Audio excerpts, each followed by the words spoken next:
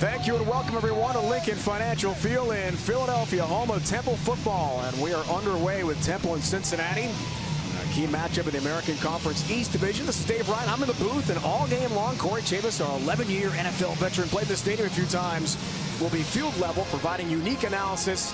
Melanie Collins on the field as well. Aaron Boomeri just hit a 25-yard field goal for Temple to start our scoring. Kicks off here. And Mike Boone, 5 yards deep in the end zone, takes a knee for a touchback. Bearcats will have their second possession in a moment. Corey, here's our game summary.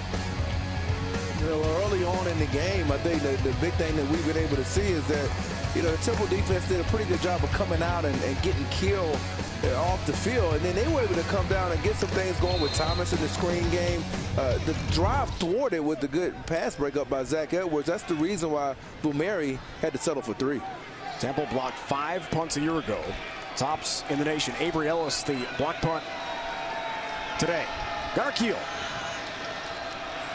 Second start of the year for the record-setting Bearcat quarterback. Lots of movement up front, whistles and flags. It's going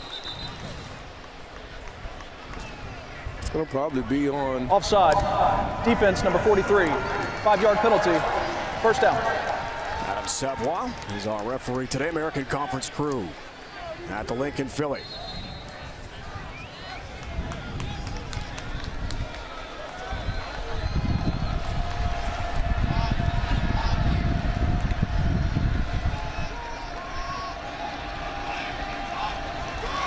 First and 5 off the penalty. And Boone is sent backwards. Chick-fil-A starting lineup.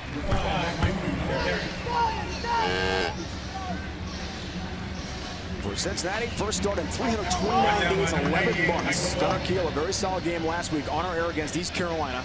23 of 40, 4 touchdowns, no picks. He said it was one of his greatest achievements coming back from off-field personal problems and injuries to start again. Here at second down. Handoff play is shy of the yards needed to the 35. Khalil Lewis had that breakout game. Tommy Tuberville told us this week, the UC head coach, they've been waiting all year for Lewis to have a big one. Certainly did. A career best in catches, yards, and 3 touchdowns last week in the win over East Carolina. 11, 150, and 3 touchdowns for Khalil Lewis. Here it's third down. A quick passing game worked for Cincinnati on this down a week ago. Gunnar Kiel, some time, but he overthrows Green, incomplete. All-one-on coverage in the vicinity. Not a good throw there for Gunnar Kiel. Punt time for Cincinnati. You can't miss the gimmies. I think that's going to be important for him. I thought he had some of those misses earlier, and I think the big problem on the last pass was that Green had a problem getting out into the route, Dave, and that's the big reason the pass was off target. DeRacy's first punt was blocked. Jihad Thomas steep to receive this kick that's out of bounds, and DeRacy was really rushed in getting that kick off.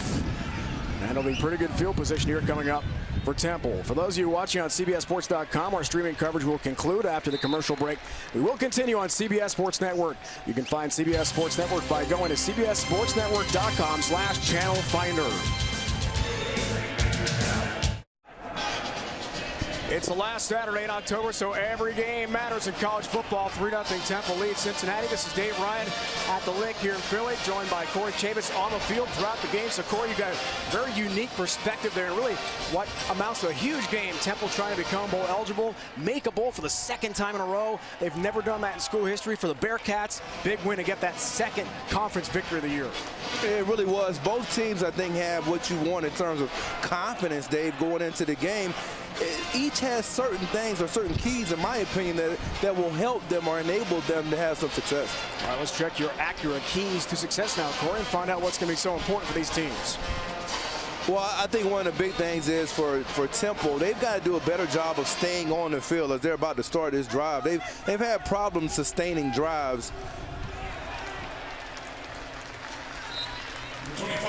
After you see the run by Armstead, but What I mean by that is, Dave, in terms of Temple staying on the field, third downs, they were highly successful a week ago against USF. If they can stop the run on first down against Cincinnati into predictable pass situations, they can have some success defensively. For Cincinnati, what about a big return? Had a 100-yard return by Mike Boone called back a week ago, and keep Kill clean. How do you do that? Run the football with more success. Those were Corey's accurate keys to success. Rockwell Armstead runs again left and runs into a wall of white jerseys shy of the 49 of Cincinnati. Tackled by Eric Wilson, having another fantastic season, leading the American Conference more than 11.5 tackles a game. In this Temple offensive line, Dave, they're mammoth. I mean, you want to talk about size. I mean, the right side of that line with Deion Johnson and Adrian Sullivan, it's no surprise that you have a player like Deion Dawkins on the left side that they're running the ball so well. 3rd and 1. Armstead, first down and more. Marquise Copeland helps make the play. Along with Mark Wilson. Check play starting lineup.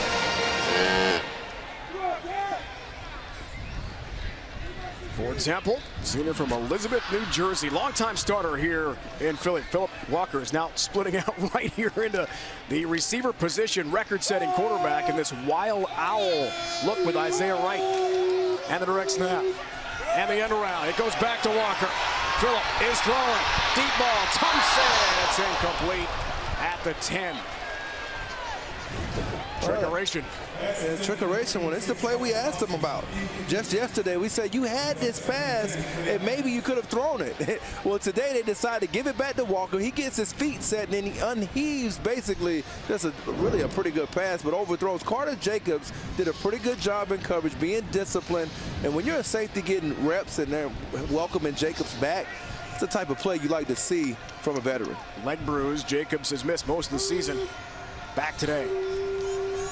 2nd down. Walker, time, and incomplete over the middle there. Jihad Thomas. A strange looking play. Check play starting lineup. More about the offense for Temple. Keith Kirkwood leading Temple with 3 touchdown catches this year. Fastest of the Owl receiving corps, the coaches tell us. Have a game-winning touchdown catch with 1 second to go at UCF 2 weeks ago. That really kept Temple in position to win the American Conference East Division. Transfer from Hawaii, he's a good one.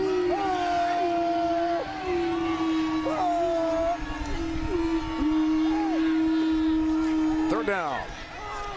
And Walker throws to Ventel Bryant. Knocked out of bounds by Zach Edwards. First down though for Temple. Excellent route by Bryant. You're going to watch him push up the field. They have a combination with this where they take a back to the flats, but you get him isolated on the safety, and then you see the catch radius by Bryant, and he's able to get that in front of maybe their best safety in Zach Edwards.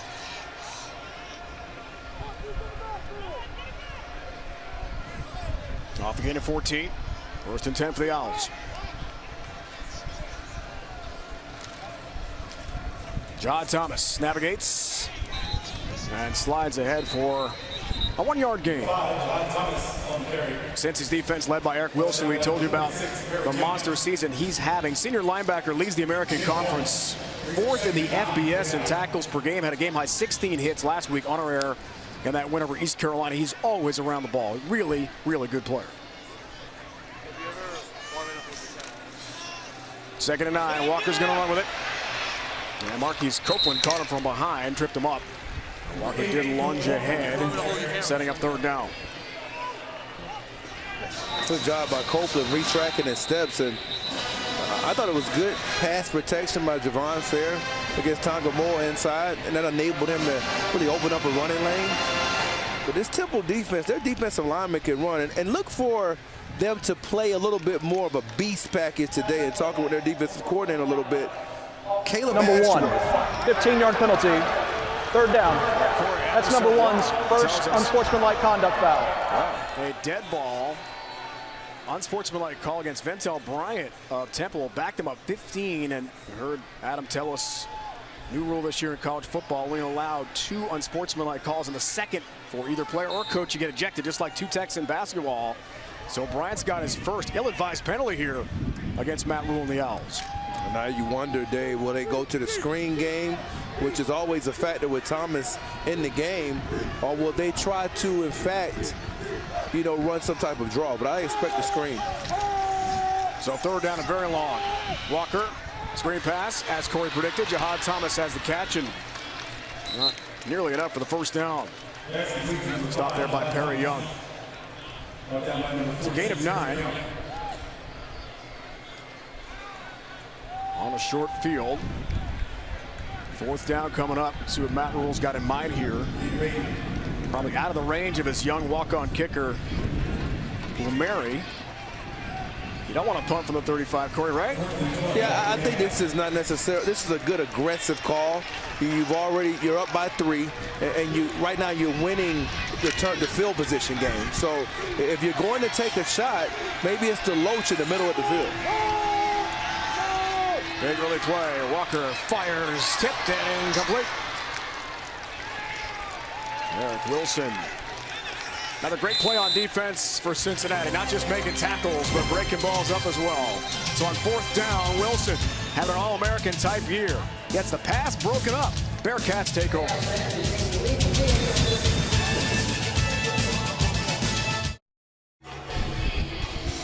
Temple a 3-0 lead on Cincinnati to the third member of our crew. On the field, here's Melanie Collins. Thank you, Dave. Well, this Temple team has really grown since that Week 1 loss to Army on this very field. And Jihad Thomas told us yesterday that a big reason why is because they've really prioritized the run game this season, which has allowed things to open up for the entire offense, especially Philip Walker.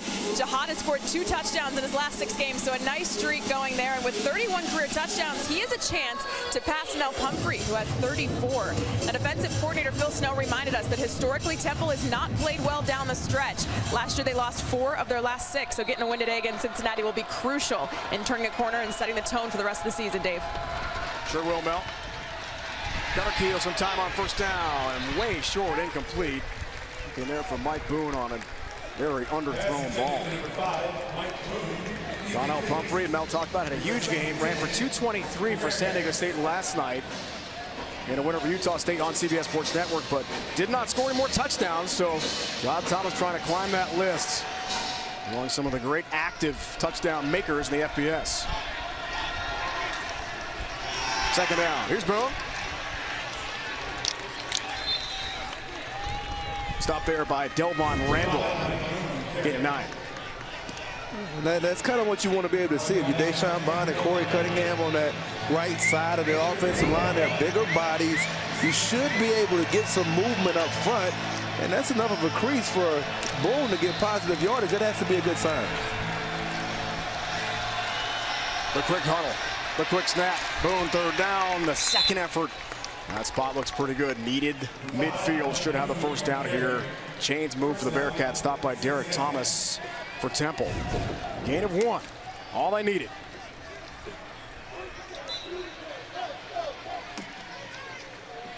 First down of the game here for the Bearcats.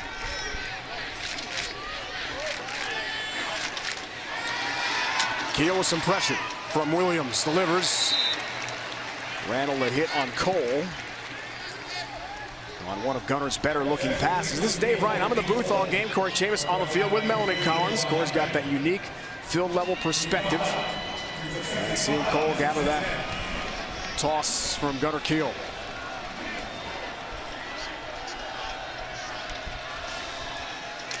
Second and 5, and Kiel on that zone read. Carries and lost the football. Fumble, who's got it? Owls think they do. Officials agree. Temple takes over. What a job by Avery Williams. They're coming up with the smackdown. And I think that's, you're going to see when you take another look at it, Williams read it very quickly, and it was tough for Kiel to react on just how fast Williams got up on it. Nate Hairston was on that ball, trying to rip it back in. And Temple recovers on the great play made by Jared Fulks and company. Turnover. Temple gets it back when we return. World famous Rocky Steps. Philadelphia Museum of Art, looking out the Benjamin Franklin Parkway and the city skyline there. Field eye view for Corey Chavis down there on the field today on broadcast. A very unique perspective. We saw Gunnar Kiel lose the fumble a moment ago, gives it right back to Temple.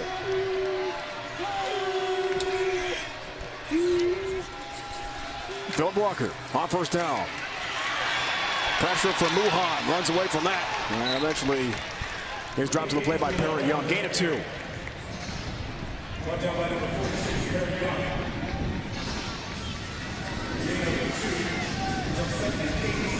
Last 5 games, 11 miscues for Cincinnati. Tommy Tuberville, of course, it's always a key, right? Every time you talk to a head coach, avoid turnovers. And bad plays on special teams. Block, punt, fumble already here for the Bearcats in the first quarter. Second down, Raquel Armstead to carry. Stopped by Jalen Minor. Gain of 2. Time for today's Enterprise Picks to watch, Corey. Raquel Armstead, huge game last week against USF. 210 yards, a career best, and 2 touchdowns. Also had 2 touchdowns last year against Tulane in the stadium.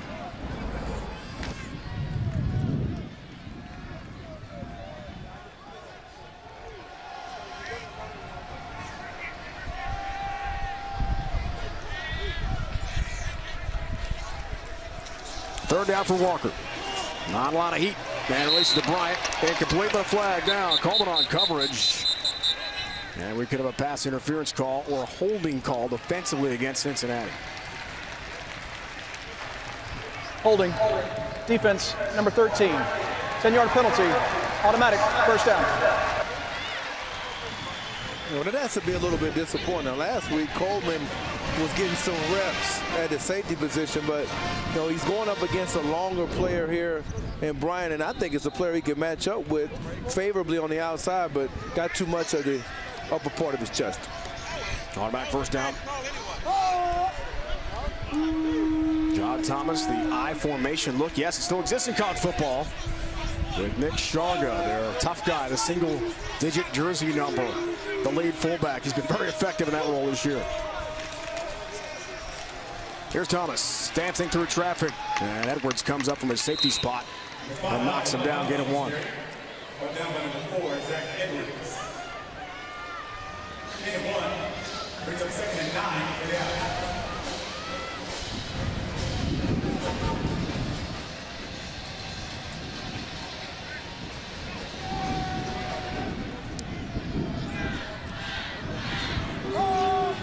Here's 2nd and 9 for Temple. Go route. Jennings has it. Jennings, touchdown, Temple.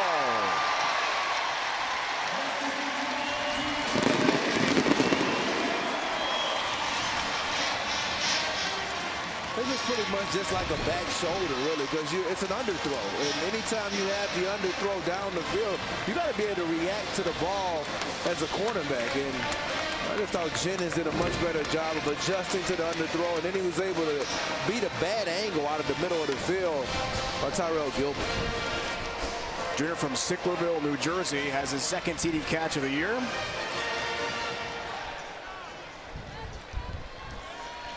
And Boumeri has the PAT to remain perfect this year as the Temple kicker. Gunnar Kiel, forced fumble. Avery Williams led to the Adonis Jennings 40-yard touchdown connection with Philip Walker, and Temple's off to a great start. 10-0, a lead on Cincinnati. Great start at the link here in Philly. Adonis Jennings, the transfer from Pitt. A touchdown connection there with Philip Walker. And every major passing record in Temple history. Boumeri kicks off. Short kick, returnable for Boone. Mike Boone from the 8. Watch out. Got wheels. Boumeri in his way. Here goes Mike Boone. Tracked down from behind. Huge return. Nate Hairston got him. Mike Boone, last week, Corey, almost took one. Well, did take one back, was called back because of a penalty. It was a 100-yard return for Cincinnati. It would have been their first kickoff return for a touchdown of the year. And that's what the Bearcats needed. 60-yard run back for Boone. He's a weapon.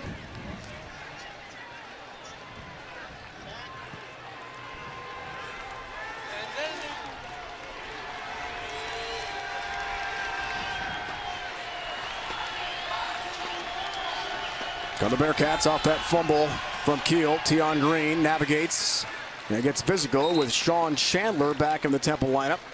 Been out several games with a knee injury. Chick-fil-A starting lineup. Temple defense. A lot of really good players like Praise Martin Aguica. He leads the nation active players, forced fumbles. He's got 10 in his Temple career. And also 5 career block kicks. A real weapon for the Owls. Second down. Tion Green muscles the pile ahead. And that spot leaves him well shy. Yards needed, needs the 22 for the first down. It's a gain of 2 there for Green. There's the money down, Corey. 105, and I think probably for Cincinnati. What about Khalil Lewis? He had such a big week the week before. He singled up with Artrell Foster on the right side. On third down. Keel some time. Really nice effort there for Devin Gray in traffic with Williams on him. And grabs it. Falls down to the 20. First down for Cincinnati. Great concentration. Bring that one in. Well, he did it in between really 2 players there. And that was an outstanding catch, a low ball grab. Final second of the quarter. Keel stays clean in the pocket. Tion Green. Screen pass. Tion Green. Powerful run. Nicely tracked down by Stephon Marshall for Temple. Good pickup again. Gain of 16. First and goal here for the Bearcats. That was excellent eyes by Keel in the pocket. He went through his progressions and came all the way back to his check down and was patient. And I think that's what we saw. That's the end of the first quarter. And it's the same thing you're seeing, at least on this drive from Keel. The Boone return, setting up Tommy Tuberville and company. End of the first, but his team down 10-0 right now. You're watching college football on CBS Sports Network, the 24-hour home of CBS Sports.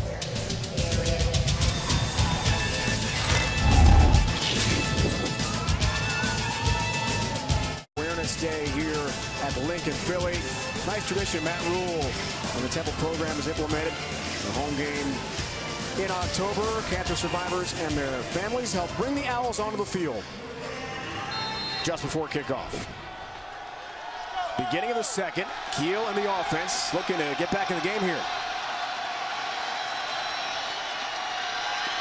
3-step drop, Gray, end zone. Touchdown, Cincinnati. Devin Gray from 4 yards out. And the Bearcats on the board for the first time today. What a job. I mean, he's one-on-one with Artrell Foster to the boundary side of the field. And look at him time that lead, but then he takes it away from him as he's trying to fight through the hands. Foster tries to fight through the hands to get the ball out, and he can't do it. And he's down hurt now.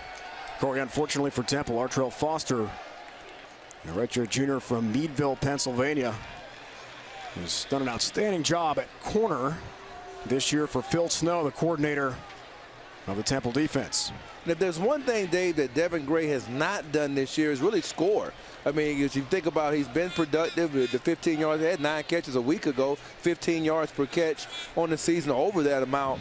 But now in the red zone, being able to use that size to his advantage. Keel has been productive thus far this year in the red zone.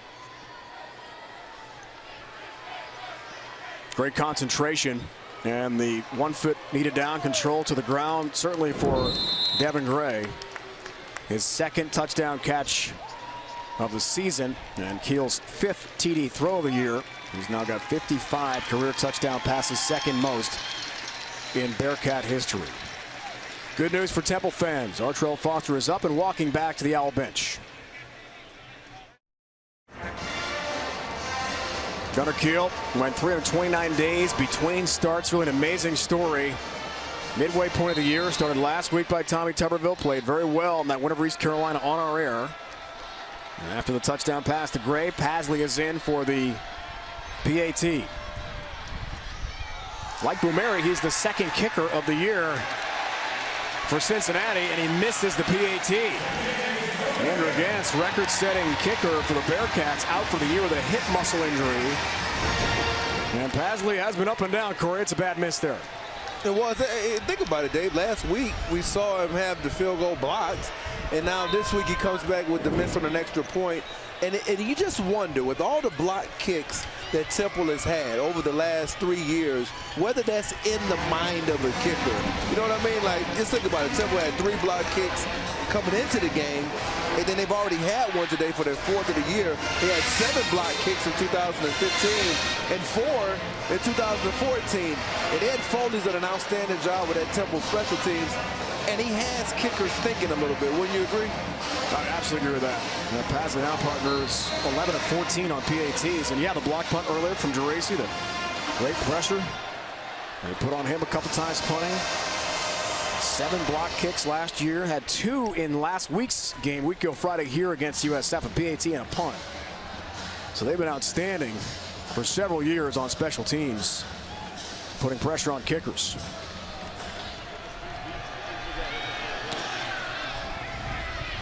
Ryan Jones kicks off.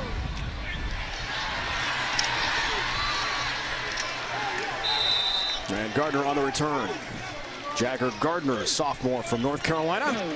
PBR built for tough series. World Finals start Wednesday at 10 Eastern. J.B. Mooney looks to defend his title at the last major of the year. Joins for special pre-event coverage on Inside the PBR World Finals, presented by BMW Trailer Hitches, right here on the 24-hour home of CBS Sports. That was a good play on the last kickoff coverage by Chris Murphy, who's getting some playing time because you see him in the slot right here, Dave. He's getting playing time because Mike Tyson is out, and so he's doing a job on special teams as well.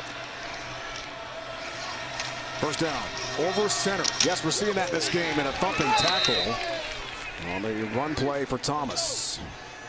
First 3 possessions for Matt Rule's Owls. With a field goal off the block punt from Aaron Boumeri, and a touchdown on the toss from Walker to Adonis Jennings.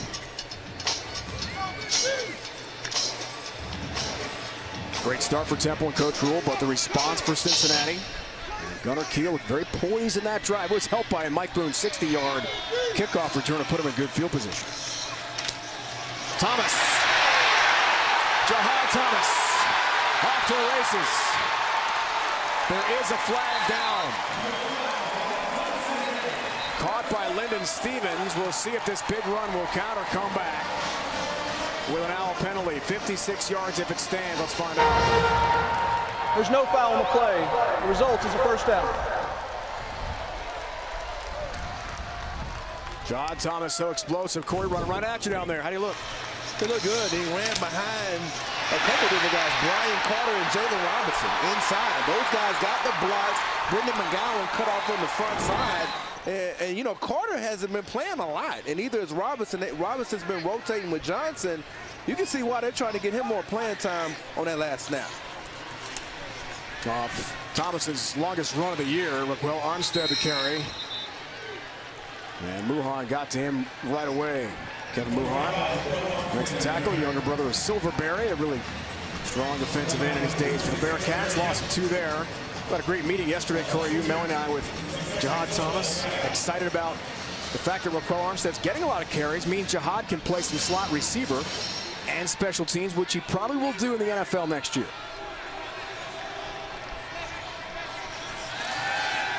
Second down. Pump fake. Walker. Bryant has it. Hangs on. Touchdown, Temple. Bentel Bryant. A tremendous catch for the Owls.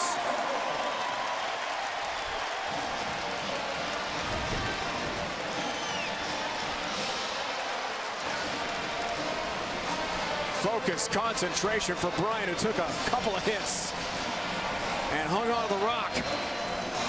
Edwards got a pretty good shot at his back. Bentel Bryant, the redshirt sophomore from Tampa, has his second touchdown catch of the year, 28 yards. What a strike thrown by Philip Walker.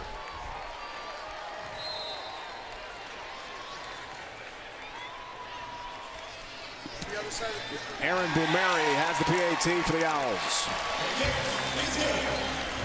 Well, Dave, we talked to head coach Matt Rule about the hand sides of Walker. Look at the pump fake.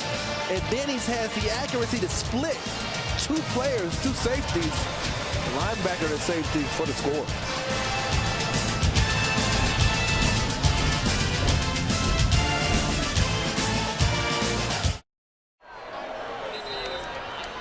Welcome back to the link, everybody. Temple leading Cincinnati by a score of 17-6, and a huge bright spot for this Temple offense has been wide receiver Ventel Bryant. He made 3 outstanding catches on a 72-yard game-winning drive against UCF 2 weeks ago. So I asked him to take me through his favorite route in that sequence while I played quarterback. Here it is. He told me it's the skinny post. So you see it there. Here it is against UCF. Same route. The skinny post again, and then today, just a few minutes ago, against Cincinnati on that touchdown pass. There he is again on the skinny post. Corey, what'd you think of our form? I tell you what, you were right there with Phillip Walker. I mean, you dropped the dime. It had to be about 30 yards on the line. I think so. Collins can spin it, guys. That was quite a throw. Lemaire kicking off. And the return this time for Tion Green past the 20-yard line. That was such a big play for Bryant against UCF, part of that 70-yard, 4-play drive that led to the 1-point win in Orlando a couple weeks back. And effective again on that play today. Should we mention the fact, guys, that I pulled my calf muscle not long after running some routes with Corey? Or? Well, I mean, you might want to, I don't know. I mean, I need a trainer out there. I'm getting way too old for that. Or maybe Melanie's karate kick. Dave looked like he got hit by a bullet. It was not good. It was not good. Went down fast. It feels better today. Thanks for asking. Oh, wow. Okay. First down here for Keel Company. We thought you iced up. I did. Boone. Elusive and strong. Sean Chandler is back into the Temple lineup. Maybe wishes he wasn't on that play. 7-yard gain. Boone, a punishing run against Champ Chandler. You said that one right, David. And he talked a little bit, too.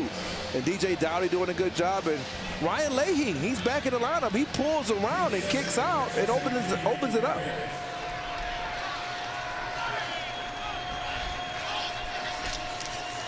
Play fake to Gray.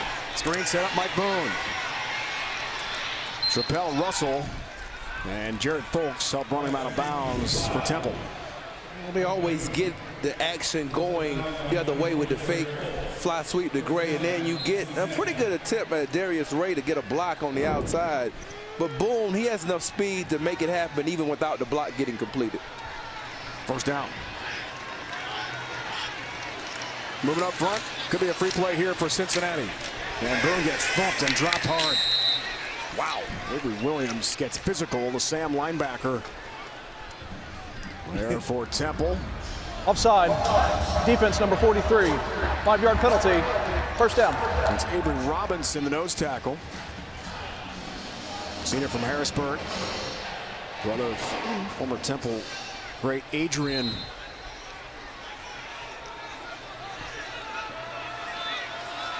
First down. Play fake, gets Keel. Little time. Throws. Cole's got it. Nate Cole. Dragged down from behind there by Delvon Randall, but another first down for UC. Gain of 12 to the 45 of Temple. And Keel, Corey, looks very smooth down there. You're down there field level. What do you think? Well, that was a good job by Tion Green picking up against Martin Oguike. And I think that Keel, in fact, you're right, taking what they give him. Tion Green, strong run, second level, and then some. Randall and Chandler involved in the stop for Temple, but Cincinnati's run game is rolling, such a big factor. They threw for 348, had 513 against East Carolina last week, but the run game was effective with Green and Boone. Same here today. That's good news for the Bearcats. Second down, delay handoff, Tion Green. Praise Martin Oguike, trying to drag him backwards. No game there is shy by about 1.5 yards. Third down coming up from the field line. Big camera angle. Thanks again to the American Conference for letting us have this brand new look on the field. That's what Corey's seeing right now, and Melanie on the field level. Well, you got to give Marnada some props for keeping a steady hand so you can get a good look at it.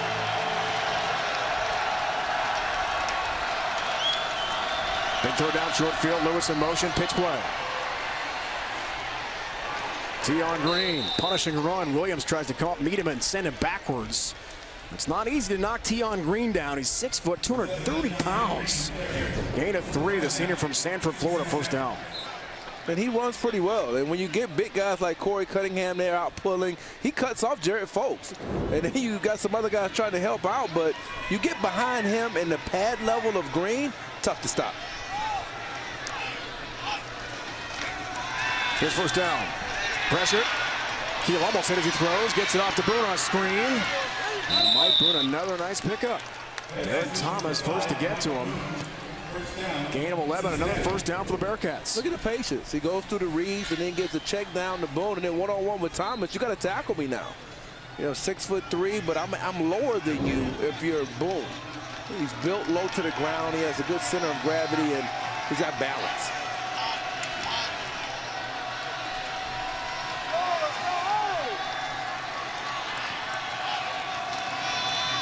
First down, play fake. Over the middle. Caught inside the 10. Khalil Lewis continues a big game. And gets to about the 7, first and goal here. And that throw was a little bit behind Lewis from Kill. But he was able, because he's a strong-bodied receiver. You can see him down there on the field level. You can see just how physically strong Lewis is. He was able to make that catch with no problem through a 6'3" corner. Lewis emerging last couple of weeks, been a huge factor for the Bearcats, first and goal.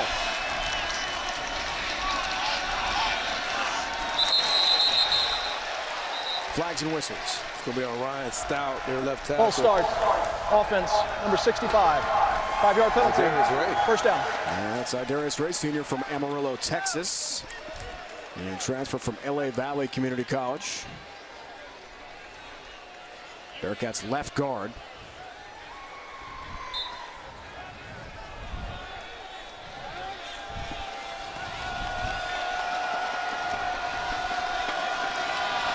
Austin 5.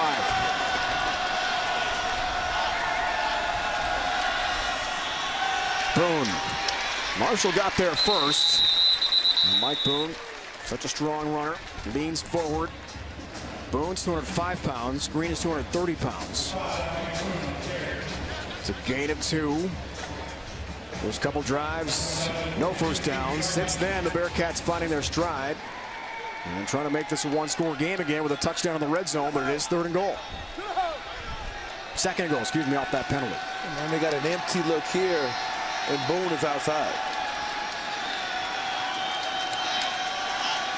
Motion man this time is Boone. Keel.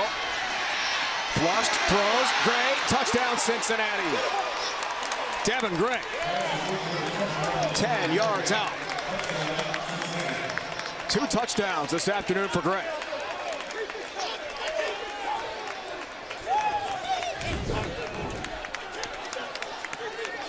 Just great savvy by Gray. He works underneath the coverage. He's getting matched by Stephon Marshall, and that's a mismatch. Even though Marshall's an excellent athlete, that's maybe your most consistent receiver this year, one-on-one in the middle of the field. And the crossing routes for offensive coordinator Zach Taylor having success. Pasley hits this PAT. On that drive, Keel 5 for 5, 56 yards, and connects with Devin Gray. A 2nd touchdown catch of the day for the JC transfer out of Reno, Nevada.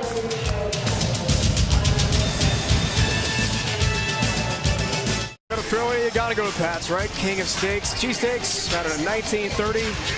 They're the best. Welcome back, everyone, to Philly. Dave Ryan in the booth, Corey Chavis field level. So Gunnar Keel, really great numbers. 10 of 13, 92 yards passing, 2 touchdowns, both to Devin Gray. And Philip Walker's got a couple touchdown passes in this game. What are you seeing from the QB's field level, Corey? I think both have used their eyes well. Now, with Phillip Walker, you saw it a little bit earlier with just the hand size. Even though he's 5'11", he's a quarterback, or 6 foot. He's a quarterback that can really take his hand off the ball to move safeties in the middle of the field. And if we're going to kill, he's taken what the defense has given him, and a lot of it has been check downs to keep drives going to his running backs. David Hood bobbles a bit in the end zone for Temple and takes a knee for a touchback. Walker's day, Corey, so far, very impressive. It's been very impressive. Now, this is the first example. An out route on the money in front of Edwards. Here's another one. He drops it, and you got Thomas cannot find the ball. Jennings is able to go in for another score. Now, here's that pump fake I was talking about, and look how he threads it in between Edwards and a linebacker, dropping it to the middle of the field. Philip Walker has had his A game on all afternoon, and I believe that for Cincinnati to get him off rhythm, they may have to bring some pressure. 66 career touchdown passes, #1 all-time in Temple history. A record-setting career for Walker continues here today. On first down, he's throwing, and Kirkwood has the catch. Keith Kirkwood close to the marker, needs the 35, and it's a gain of 9. Stopped there by Edwards. And you mentioned it earlier, what a job by Kirkwood in terms of his development into their lead receiver. And we've talked about Bentel Bryant and his acrobatics, but Kirkwood has been their best receiver this year on the all-important money down that you talk about, third down. Got a red shirt last year, got hurt early in this stadium against Penn State. He's come back and been a big factor. The wild owl look. That direct snap to Isaiah Wright, the freshman from out of Connecticut. And a first down. We've seen that probably 5-6 times, Corey, already in this game. We have, and I think that's something that they incorporated against SMU. They used it against Memphis, UCF. It's something that I think it comforts their offense. It gives the defense something else to prepare for. And he's been effective. He's been averaging almost well over 6 yards a carry, so why not do it? Matt Rule told us yesterday, we just got to get this youngster on the field. He's that explosive in practice, was tearing it up. Walker back at quarterback, his longtime buddy, Jahad Thomas on the carry. Kamani Fitz was the tackle there for Cincinnati. These two go back to playing AAU basketball and Little League baseball together. Elizabeth, New Jersey. Jahad Thomas and Philip Walker. They're still housemates here, living off campus in Philadelphia, and best of friends. Second down, play fake to Thomas, and the screen set up. Jahad's got it. Stop made there by Perry Young. Goes back to Elizabeth High School, the Minutemen, as Jahad told us the story yesterday. He got a game-winning touchdown catch from Philip Walker. Very similar, Corey said, to the UCF game a couple weeks back, where they rallied with 3 long passes and the TD pass with 1 second left, and they beat Piscataway High School for the state championship back in 2012. Jahad had great memories of that game, and he said, yeah, because I caught the game-winning touchdown pass. So, pretty cool. It was great to meet with Jahad and Son Reddick, start offensive end for Temple yesterday. Here's third down. Philip Walker, the former Minuteman from Elizabeth High School, has got Bentel Bryant. Throws the dart. First down for Temple. Stopped by Wilson. Gain of 24. One thing he's having a lot of success with is throwing into the middle of the field. And when you're able to get it over the linebackers and in front of the safeties, when they go to some of these zone coverages where they drop 8, you've got to be able to throw it on a dime, and he's moving them with his eyes. He's done a good job in the pocket today. He's looked as good as I've seen him all year.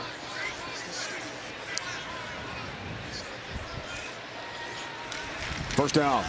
Off that dart thrown. What a strike a moment ago for Philip Walker. Big day college football, Pac-12. Washington undefeated against Utah. To New York, an update. Here's Brent Stover. Dave, and here's a Heisman hopeful. Jake Browning, 16-yard strike to John Ross. 14-0 start for Washington on the road. Dave, Corey, and Melanie. Got the Huskies, Chris Peterson, Brent, stay undefeated, 3 of 5 against top 25 teams, but in Salt Lake City today against the Utes won't be easy in the Pac-12. Great start for UW. What can't John Ross do? Every week he makes another big play. That's a good team. Second down, Walker, time, delivers, Kirkwood, catches, first down and then some, then lost the ball. And Zach Edwards in position for the recovery at about the 6. Let's see who's got it. Looks like Edwards at the bottom of the pile with the recovery for Cincinnati. Tyrell Gilbert.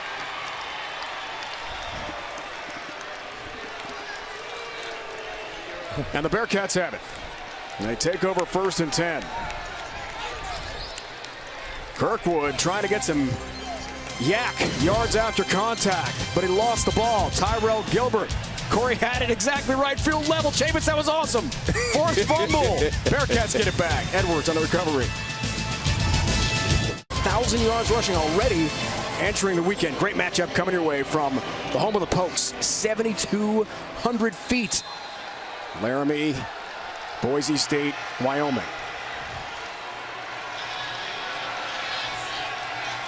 $19 takeaways.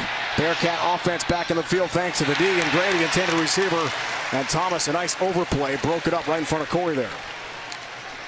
I'm on the other side, Dave, but I can still. Sorry about that. No. You got a great look at it. You close from the outside in and those long arms. And when you're 6'3", you would expect him to be able to get over the top of Gray. 21 versus 21, and the red 21 wins.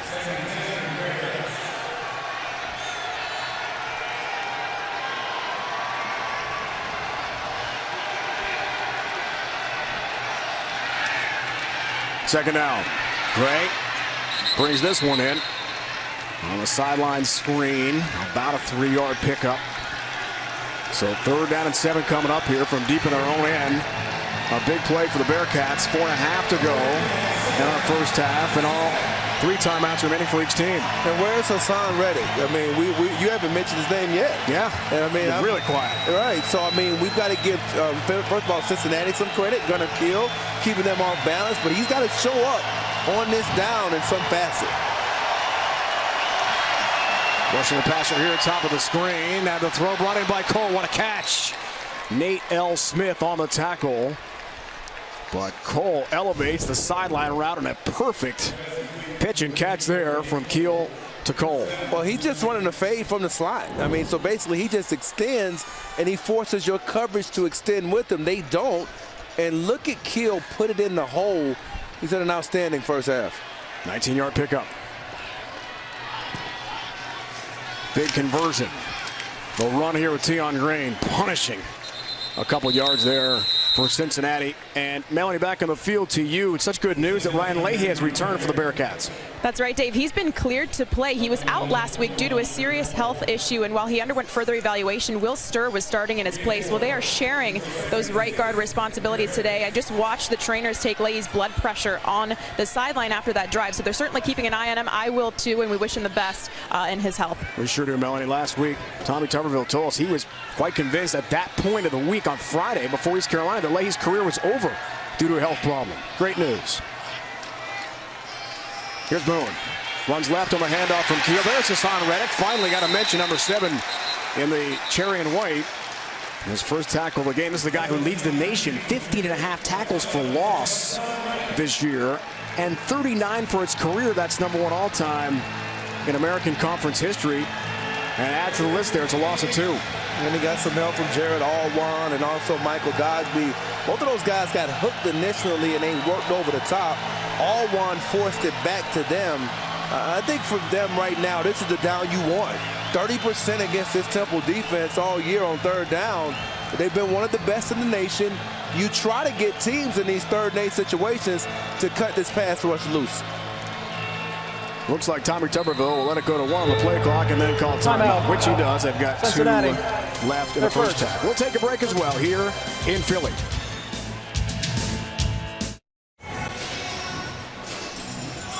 American Conference East Division. Temple owns the tiebreaker over both UCF and USF with wins over the Knights and Bulls. Today, Houston hung on, beat UCF. East Carolina got its first league win of the year, broke a 5-game losing streak. They thumped UConn at home. Zay Jones had 19 catches for 185 yards. And USF beat Navy last night in a wild high-scoring game for the Ray J in Tampa, 52-45. So a lot at stake here today in Philly as the Owls try to climb the ladder, look for a 2nd straight American Conference East Division title. Bearcats want a 2nd straight win to stay in the hunt. Dave, take a look at Devin Gray, the number 2 position. Khalil Lewis on the catch, 3rd down. That's a good spot, and that's a first down for Cincinnati to the 39, gain of 9 for Lewis from Keel. When they go to those empty formations, they put both of their receivers in the slot. So Lewis is at the number 2 position on one side, and Gray's at the number 2 on the other with Boone outside of him. So they move those guys around a little bit and help make you find them on 3rd down.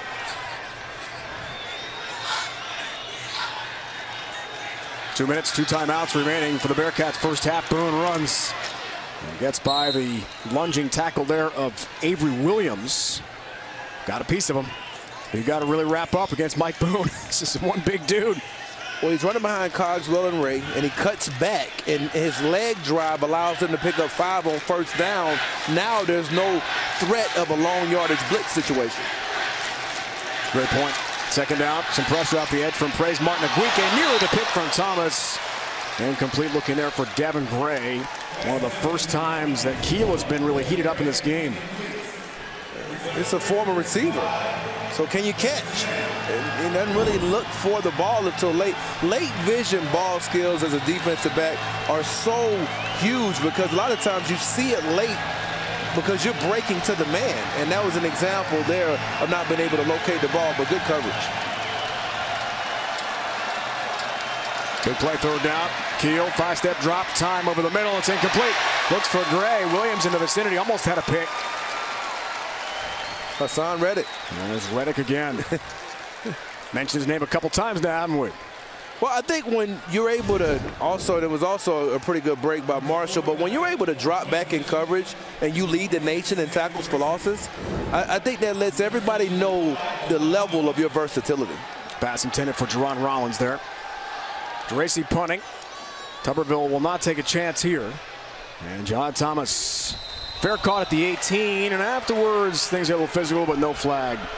From the official coming up, halftime report powered by Ram Trucks. Brent Stover, Houston Nutt, Christian Fourier standing by in our New York studio. Get you up to speed on all the action. Very busy college football Saturday. Already, West Virginia lost to Oklahoma State, so we're down to 8 unbeaten teams in the FBS. Michigan did beat Michigan State after a slow start. Washington, Utah game Brent talked about. Big one in the Pac-12. Louisville in a battle with Virginia. I'll tell you all about it coming up. But Dave, it's a 2-minute situation now, 1:18 to go. Melanie talked about it earlier. Bryant in a 2-minute situation, the post routes. We've seen Walker have success in the middle of the field. Can he have it now with 3 timeouts? Running though. And that play, thanks to Alex Pace. That's a little bit of a surprise. That's a little bit of a surprise. I don't know about you, Dave, but I thought with the way Walker's been spinning the football, absolutely that agree. you would be taking advantage of just how hot he is and attacking his defense. And 3 timeouts left.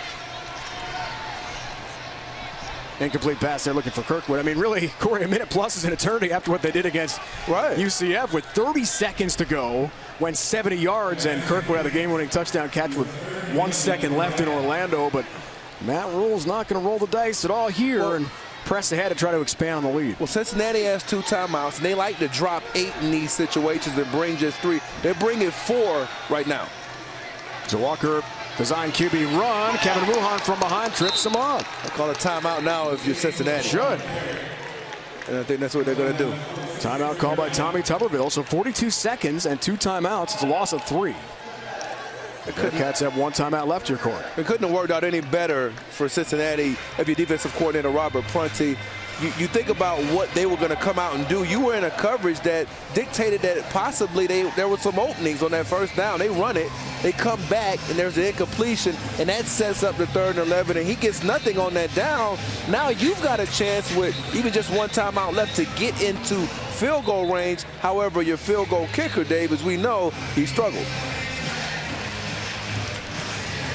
With Andrew Gantz out for the year, their record-setting kicker with a hip injury, Josh Pasley has stepped in. It's been a little up and down for him. He's 6 of 10 this year on field goals and did miss a PAT here today. And Alex Starzyk has done a lot of different things with punting this year. A lot of times he likes to roll to his right with a rugby-style punt. I would think he would go traditional in this situation, a traditional punt.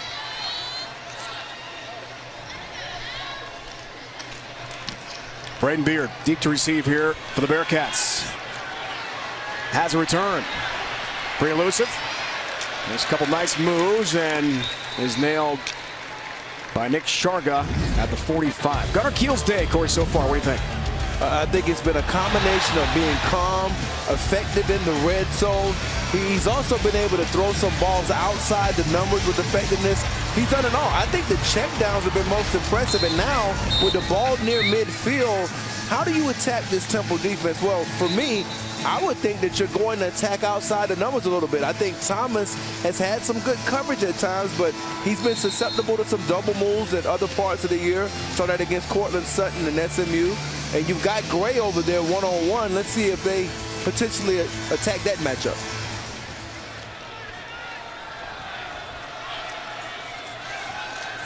First down. Keel steps into that throw for Tyler Cogswell, incomplete at the 45. You're thinking about Josh Pasley, his career-long 43 yards. He made a 42-yarder against ECU last week at Nippert Stadium and had a 39-yarder blocked against the Pirates. Replacing Andrew Gantz. Second down, screen pass. Cole's got it. Harrison's got him. Wow. Nate Harrison, field corner. They wrap up and he put down. Textbook tackle. That's the same thing you saw from him a week ago against South Florida.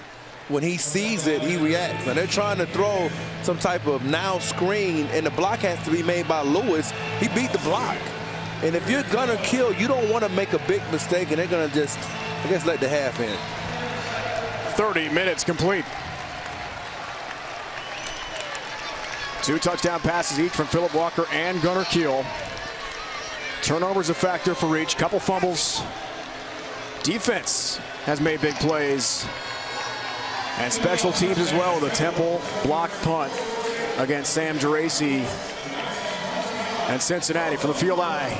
A great look at the Bearcats heading to their halftime locker room to regroup. Their head coach Tommy Tuberville and talk strategy for the second half of this crucial game in the American Conference East Division. Melanie Collins on the field with Temple head coach Matt Rule. Thank you, Dave. Coach Rule, we've got a ball game here. What did you like best about that first half? Well, I thought we showed some resolve. We made some big plays on offense, had a great first quarter defensively, and hopefully we can pick up where we left off a little bit until that fumble on offense. What adjustments will you make in the second half? Well, I think we have to find a way to stop some of their passing game. I mean, we've kind of taken away the run game. They've done a nice job hitting shallow crosses and backs out of the backfield, negating our pass rush. Then offensively hold on to the football, and we have 24 points probably. Thank you, Coach. Thank you. Melanie, Coach Rule, thanks. End of the first half, 17-13 game. A lead for Temple over Cincinnati. Stay tuned. The Ram Trucks halftime report is coming your way right after the break.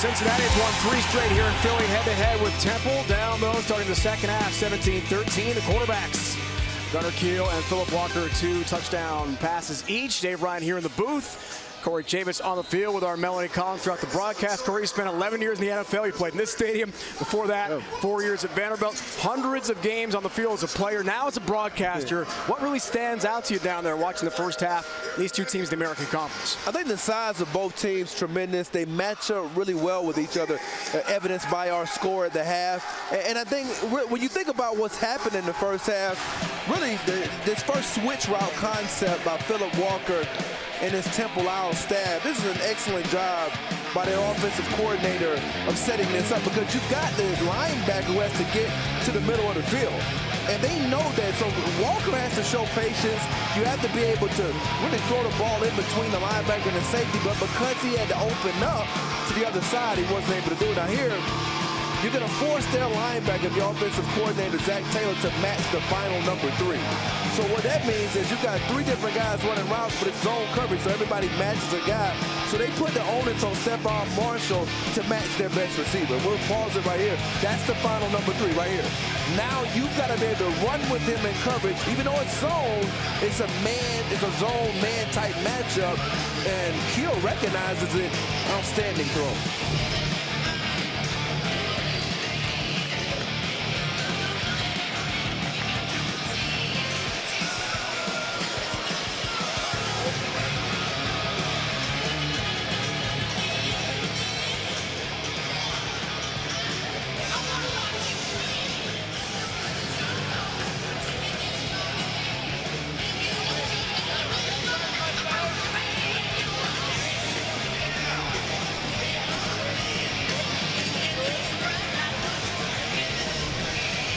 Was it ever? Apologies for that audio difficulty. Things got unplugged here in the booth a little bit. Sorry about that. And Jones kicks off here to begin the second half for Cincinnati. Hood lets that one go out of bounds. Back down to Melanie Collins on the field. Thank you, Dave. Well, I just spoke with Coach Tuberville. I asked him his plan for stopping those Temple inside post routes. He said, we've just gotten too fancy. We need to get back to what we know and stop giving up those big plays. You'll see some more 3- and 4-man fronts. As for Gunner, he said he's taking a lot of pressure on the outside. That's why they've been trying to do so much with the running game. They need to slow down those Temple defensive ends. Such a big key, Melanie. Hassan Reddick, a one-man wrecking crew. Fantastic season for Temple. As Corey talked about in the halftime break, it's that first down that's been so key for Cincinnati, getting some good yardage, and Reddick hasn't been in that pass rushing situation too much. Isaiah Wright, speed sweep. Gets a loss for Temple. Allegra weather here in Philly today, 68 degrees and no chance of rain. That's good news. A little breezy. Seems like the wind has ratcheted down, Corey, a little bit from when we were on the field pregame. It has, and that'll be important because if you got field goal kickers, new field goal kickers, in what has been a tight game so far, we'll see if it comes back into play. Here's second down. Play fake. Walker flushed right, throws in the move. Bryant is alone, and he overthrows Ventel. Bryant incomplete. As Temple misses a great opportunity for a touchdown. They can't continue to have the miscommunication in the back end. And I think Walker sees it late, and it's a pretty good attempt for a throw, but he's wide open because, you know, you see Tyrell Gilbert, he's wondering what happened, and Alex Thomas seemed like he might have been playing man coverage, and that left that entire void. Walker just missed it. Great look from our crew. Phil couldn't believe it. Bryant was all by himself. Third down. Some pressure. Cortez Broughton is going to get to Philip Walker. And a sack for Cortez Broughton. A sophomore from Warner Robins, Georgia, outside Atlanta with some pursuit, Corey. He's got a lot of quickness, and one of the things, they wrap him around. They run like it's a line game, and so he has the actual contain. And think about it. Now, you're talking about a player that's closed in on 300 pounds, and you get an athlete like Walker on the ground. Outstanding effort by Broughton, who's a pretty good football player. First full sack of the year for Cortez Broughton. And a big loss for Temple. Second 3 and out today for the Owls.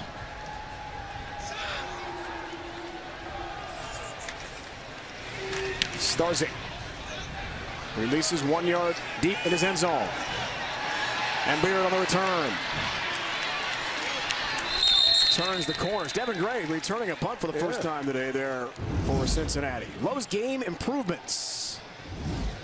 The first thing that I think for Temple is that they've got to be able to create some of those long yardage situations to allow this pass rush to get loose. We're about to see them on defense again. Will these pass rushers get a chance to be able to do something on that side of the ball? I think that's going to be the key here to the second half. You know, for Cincinnati, they got to defend the middle of the field. Down the field passes have been a problem. They gave up 2 big touchdowns in the first half. Lowe's never stop improving. From the 45. Screen pass, Mike Boone. Has it.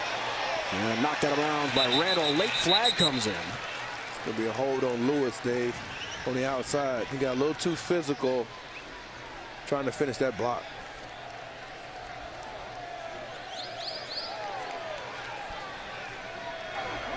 Holding. Offense, number 1. 10-yard penalty. First down. Corey had it just right. Khalil Lewis cost the Bearcats 10. A lot of times when you get those holding calls, it's because you know that the player you're blocking for is a heck of a player in space, and that's what you have with Boone. But Nate Hairston did a good job of setting his edge and said, no, I'm going to make sure I get the ball back inside to my teammates.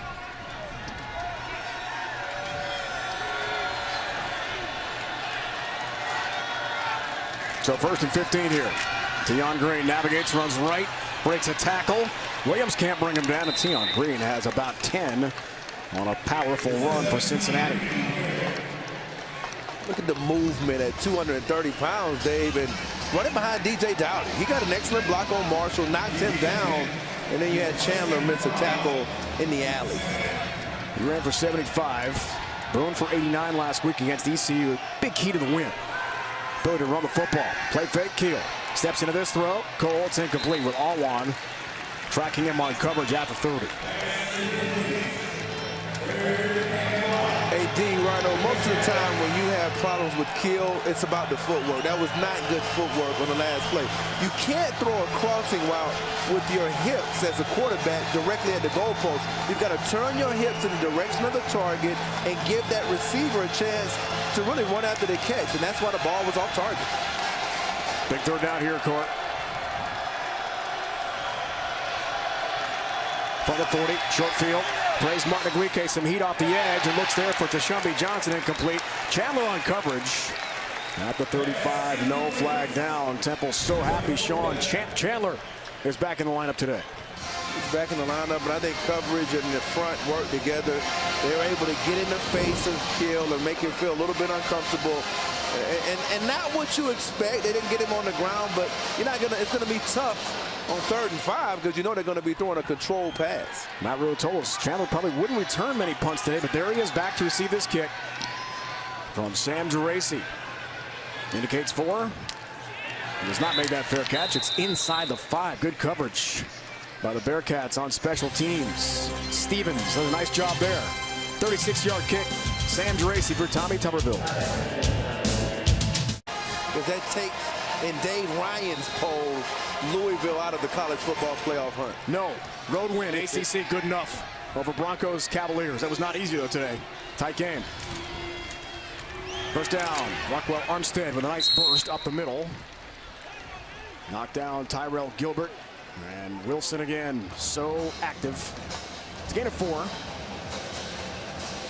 Armstead and Thomas have not been unleashed yet in this game. So effective last week in the win over USF.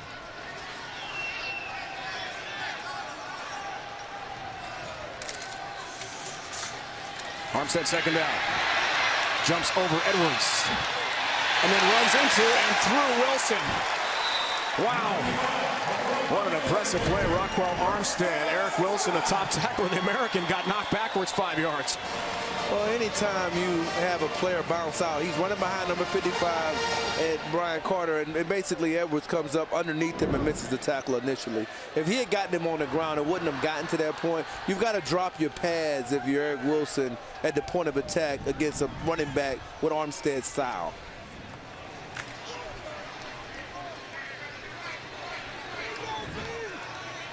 Nine-yard pickup for Armstead and first down for Temple. Play fake. Walker. Time. Deep ball. Flags fly. And the pass intended for Kirkwood. And Edwards is going to pick up the pass interference call. Just wonder if Edwards is healthy. Pass interference. Defense, number 4. 15-yard penalty. Automatic first down. And what they were doing, Dave, in that last play, it's a double post combination. So they take one guy across the field, create the one-on-one matchup for Edwards against the guy they want him to have to cover in that play, in that situation. That's Kirkwood, and he all falls down. Automatic first down. I think that ball was overthrown by about 15 yards anyway. You think it was uncatchable? Maybe a bad. Absolutely. Yeah, maybe a bad call. But tangle your legs up with the receiver there. It's almost automatically going to be a penalty. First down. Armstead looks for room left and is stacked up by one of the tacklers, Antonio Kennard, who's back in the lineup. Corey is back in after missing the first half. Was ejected for targeting. 9 minutes left, fourth quarter last week against East Carolina. A hit against Philip Nelson. Questionable targeting call. It was a tack on. I wouldn't say questionable. Part of the new, part of the new college football rule book this year. An add-on targeting call from the replay booth. We haven't seen that all season. So Kennard back in there makes an early impact in the second half. Armstead second down. That loss of 1. And Cortez Broughton and many white jerseys. Kevin Muhan's in there. Among many. Wilson all pushing back. I mean, give this Cincinnati defense some credit. Now, they've had a couple of runs, but look at the way they're getting off of the blocks inside. I mean, I feel like that their two defensive linemen should take it personal if Temple is going to try to run the football. You're Alex Space and Cortez Broughton. You welcome a team trying to run it down your throat.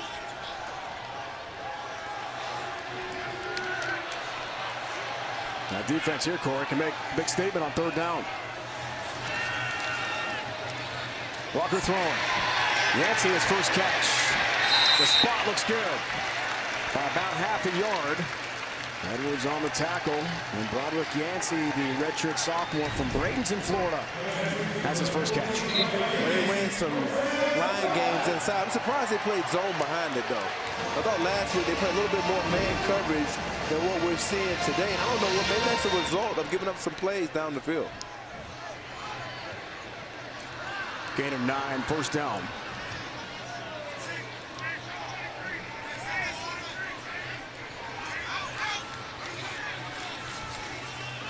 Play fake. Pressure brought again. And Ashworth has a sack. Caleb Ashworth. The ball came out as well, but Adam Savoie, referee, says Walker was down. It's a loss of 8 on the Bearcat sack. And Ashworth has kind of come out of nowhere today.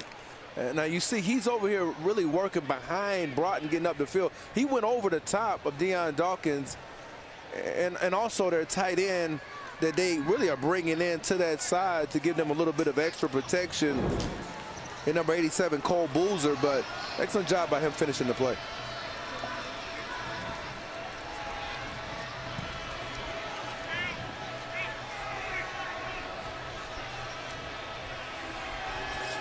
Second 18.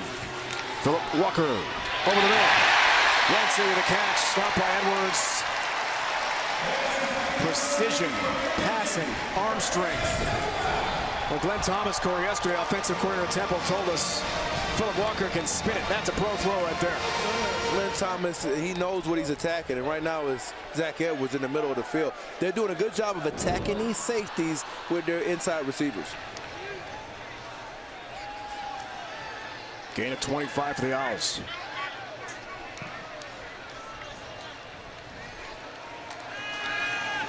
QB draw. Walker running. Actually stopped the play there by Marquise Copeland. Good pursuit, but it's a gain of 9 more yards for Temple and Philip Walker. Give Jahad Thomas some credit. He goes up in there, he makes a block. You know, that block enabled him to get 5 more yards because the guy he blocked, Eric Wilson, made the tackle. But Jahad Thomas is a football player, and he showed it on the last snap.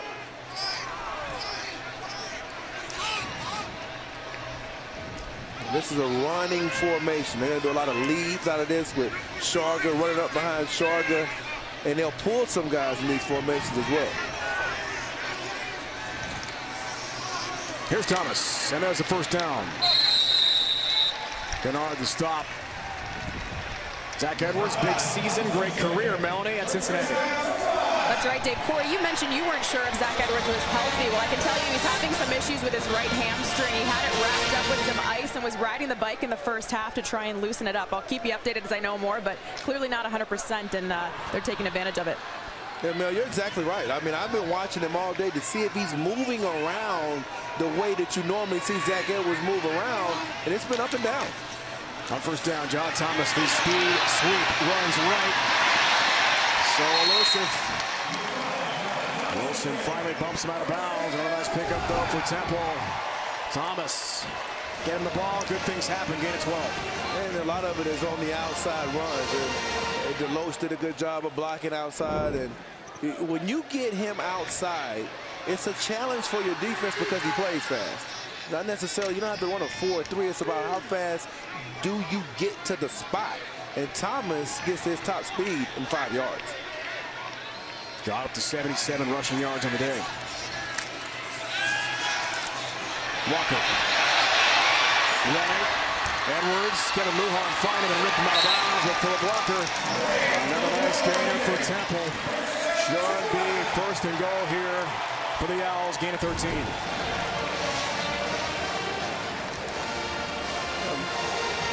Lujan line is just, I thought it was a poor job of keeping contained. You would like to see him at least cut the ball to his teammates in inside-out pursuit. He gets outside of Muhan, and then I'd like to see Walker maybe do more of that, involve his legs in the running game, and now he's at receiver in this right stuff package that you call the Wild Owl. The Wild Owl, Isaiah Wright is there. True freshman. Keeps. Drags tacklers inside the 5. Progress at the 5-yard line. Great look a moment ago, that field eye view. Back to what Corey's saying. A late flag comes in. There's some jawing going on here. Trash talking and maybe unsportsmanlike for Wright and or a Bearcat player. Let's find out. Definitely a dead ball. Unsportsmanlike call coming thanks to all that talk.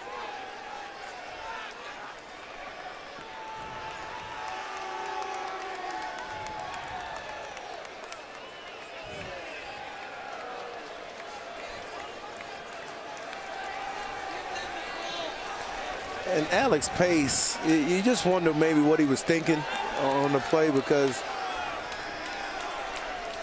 totally uncalled for. Let's see if they get it on him or somebody from Temple. There are 2 fouls on the play, both after the play. Personal foul, unnecessary roughness, offense number 13. Personal foul, unnecessary roughness, defense number 99. This penalty's offset. 2nd down. So Pace and Wright, both guilty parties here. Let's find out exactly what happened. Yeah, well, that's just, Corey, like you said, it's just no way that's necessary for Pace. He's a senior out of Cleveland, of all players. You know better than that. It's starting to get into somewhat of a rhythm. I think he's the leader for Cortez Broughton. They work well together inside. I think got Tonga Moore inside, who's also a heck of a player. 2nd down. Wright stopped. What a play. Loss of 4. That was just, he almost fumbled that ball. I mean, when you close like that and there's nobody, you're unblocked, and you can create on contact, there's a lot for you. We've been talking about the right stuff package. Well, he had the right stuff for the last play. He stopped Wright. Brian Wright stopped Wright. What a play there for Brian Wright. First tackle of the year. The right stuff. So it's 3rd down for Walker. Throwing, end zone, complete. Stevens coverage there against Pentel Bryant. But Dave, what about Terrell Gilbert? He could have caught it. He had a chance for a game-changing interception potentially to keep points off the board, and it kind of goes through his hands. What do you think? He thought he should have had it. Look at his reaction. He's had a great season. He really has, and I thought that was a chance for him. It just went right through his hands. Good coverage by in the back of the end zone by Lyndon Stevens, but you got to catch that if you're Gilbert and keep these points off the board. Had a pick last week, got 3 interceptions this year. Tied for 2nd in the American Conference. Mary makes it. That's offsides. The flag down. Let's find out here. Yeah, that's offsides. So now you give them a chance to make a decision.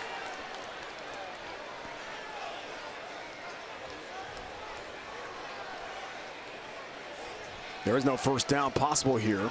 Offside. Defense number 10. Penalty is declined. Field goal is good. Kick is good. Timeout. There for Boom Boom. Don't take Aaron points off the board, Boomeri. right?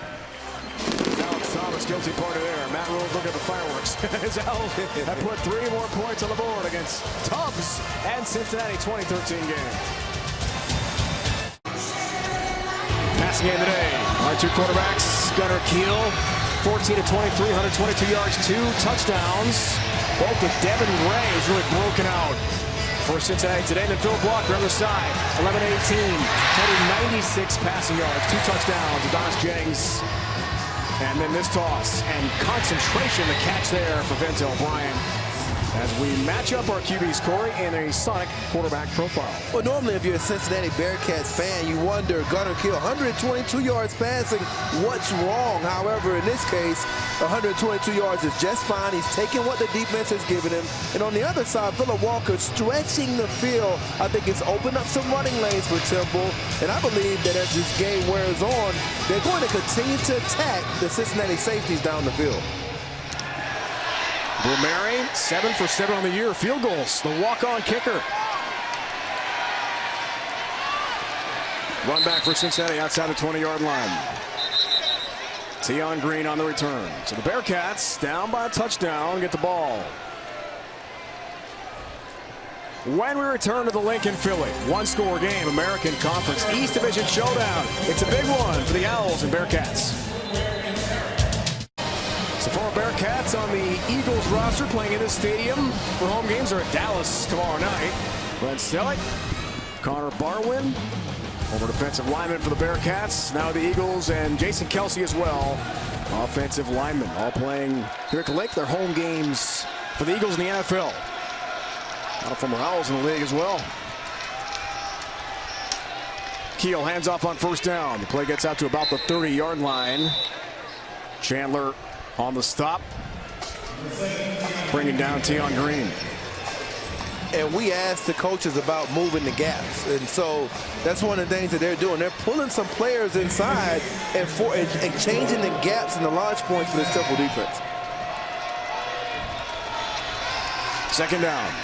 Cole the catch, and Williams wrestles him down for a loss. Great play by the Sam linebacker, strong side Avery Williams. Gunnar Keel back in the starting lineup. Almost a year he was out.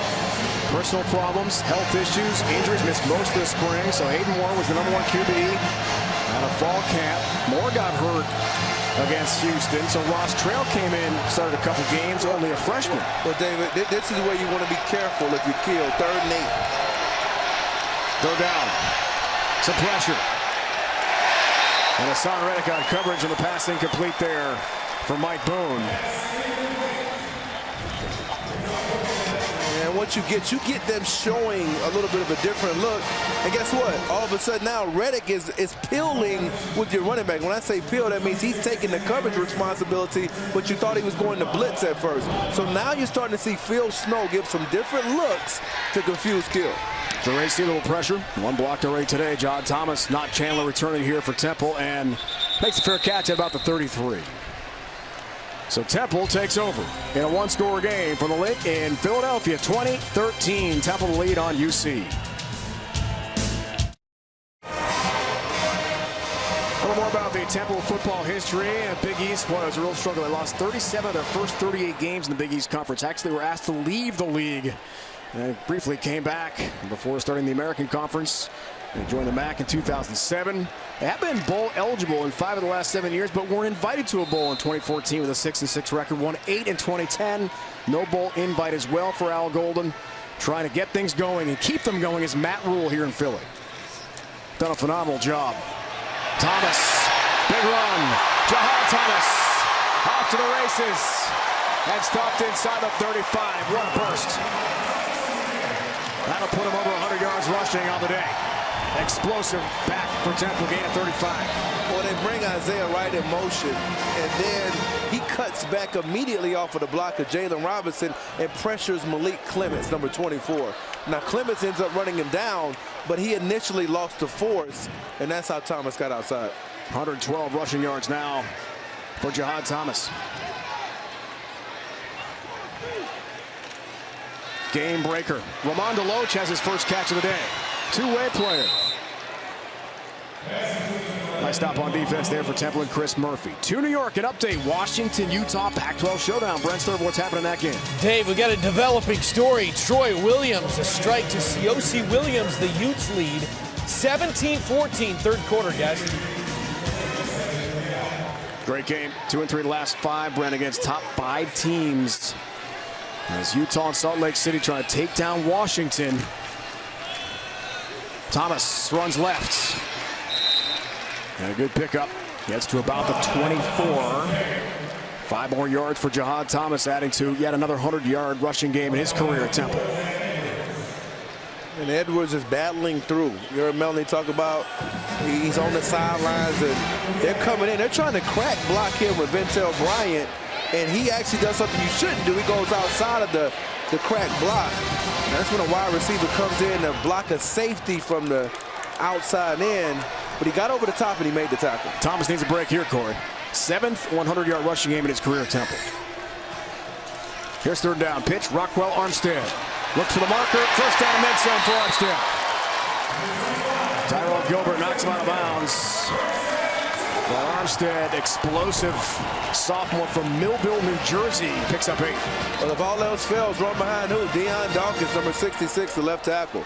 He's a guy that can get out. We saw it in the first game of the season, got out, opened up a touchdown in that game, and it's been per the norm the rest of the year for Dawkins, a legitimate NFL prospect.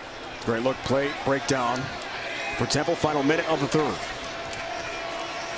Armstead navigates. Jalen Miner has the tackle. Junior from Texas, was a rodeo star growing up. Little calf roping, steer wrestling. Ever try that, Corey? No, but I've done some wild boar. I know you have done wild boar hunting. Yeah, but Corey's told us some stories you probably can't repeat about that here. The wild boar? That's a rough confrontation. That's a big animal. It is. Second down, Jahad Thomas back in. Looks for room, has it. Jahad Thomas, nice pickup. Brought down by Perry Young. Got to the 5, pickup of 8, first and goal for Temple. What balance he showed on the play, Dave. Oftentimes you get those players who, when they get tripped up around the ankles, can they stay on their feet? And he doesn't quite get tripped up, but it was a good tackle by Perry Young. End of the third, Corey, and Temple's knock on the door. Thomas has run for 125 yards in the game today. End of 3. Temple looking to expand the lead on Cincinnati. You're watching college football on CBS Sports Network, the 24-hour home of CBS Sports.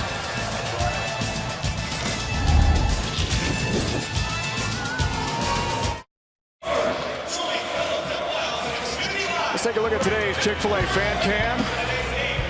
Owl fans enjoying a perfect afternoon in Philly for college football at the Link. And yeah, Halloween's right around the corner, so why not dress up? Have some fun. I love that movie. 2013 is the score here, getting set for the start of the fourth quarter. Dave Ryan in the booth. Corey Chavis on the field. So, Chav, a big moment coming up here for the Cincinnati defense. It's first and goal to begin the fourth quarter from the 5. How can the Bearcats shut down Temple here? Well, it's more about not how. They have to. I don't think you can allow them to score another touchdown, because then you're going to put the game in the hands of the Temple defense in that pass rush, which you've been able to avoid most of the afternoon with the ball control attack. So they've got to be able to get a stop right here. Deion Dawkins and company. Open some holes for Jahad Thomas. He's had himself a great day for Temple again.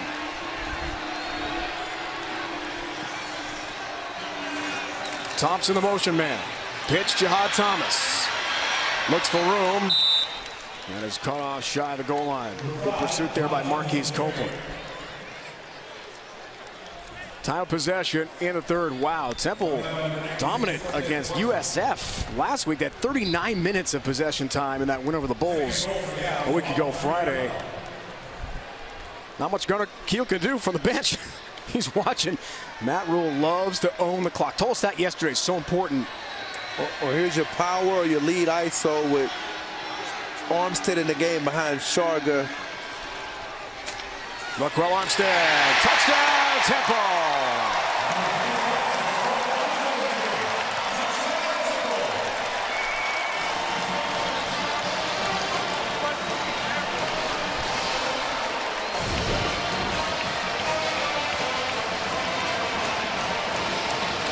Rushing touchdown of the year for the sophomore, who has risen and elevated his game.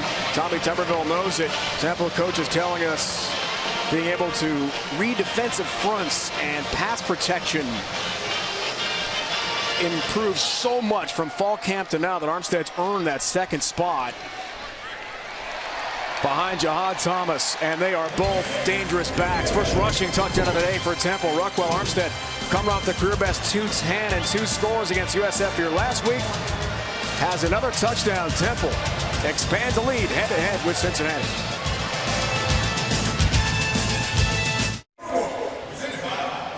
Let's take a look at today's Bud Light game summary. 384 total yards for Temple. They averaged 396.8 per game, almost at their average already with nearly a full quarter of football to play. And Corey, that TOP time of possession advantage, 28-43. The Bearcats can't come back if they're on the ball.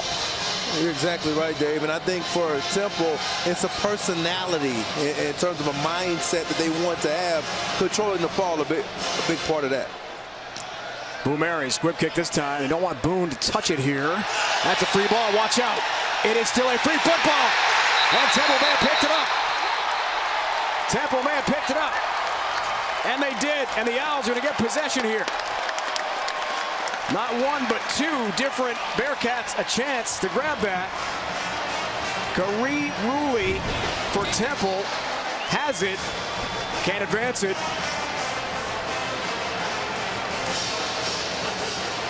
Disaster on special team for Cincinnati. And Temple on a short field will have it here. 1st and 10. It's Saquon Jefferson, the other 33 for Temple there. Jefferson on the recovery. Jefferson's a player that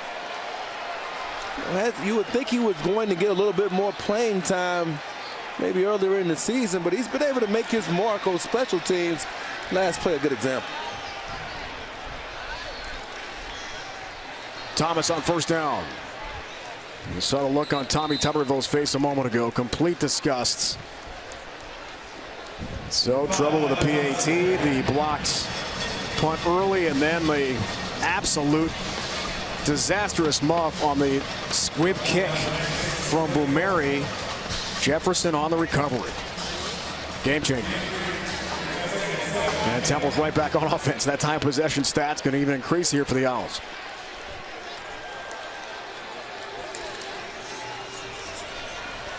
Armstead looks for room left, has no room.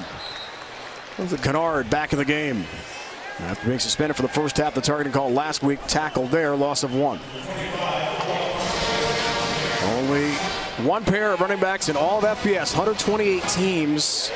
A pair with 7+ rushing touchdowns, and Armstead now up to 10 on the year, and 9 for John Thomas. That's some firepower. Very impressive. Well, this is where Phillip Walker is good as a passer. 3rd down in the end zone, 36 touchdown passes in his career in the red zone. And now we're in that part of the field where he's had 5 touchdowns this year. QB draw. Walker. So quick. Got hit hard on that shoulder, but he gets himself to the 6-yard line. It's a gain of 10 and a 1st down. Eventually knocked down by Tyrell Gilbert. 1st and goal for Temple. Well, who's leading it up for him again is partner in crime, Jahad Thomas. He's going up and getting another good block for him. He's the reason he's able to get some of those extra yards. Jahad Thomas is doing an excellent job of leading the charge. And now we got that power formation again. Are we going to see the power again? Possibly the same play as we saw in the last touchdown. It's Armstead. Stood up near the goal line and about the 1. The pile keeps moving. No whistle. Power. Touchdown. Power. There was no whistle because Armstead just kept on trucking. And he's into the end zone for a 2nd TD of the game from 6 yards out.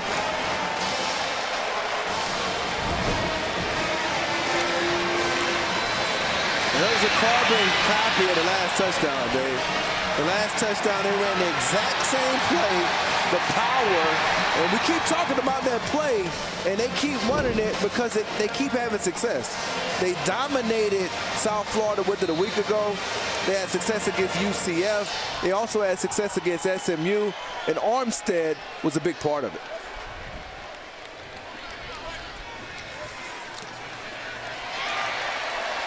Aaron Boomeri has the PAT.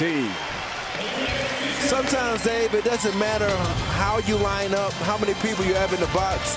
We're just going to run the football, and I got one question. Can you stop it?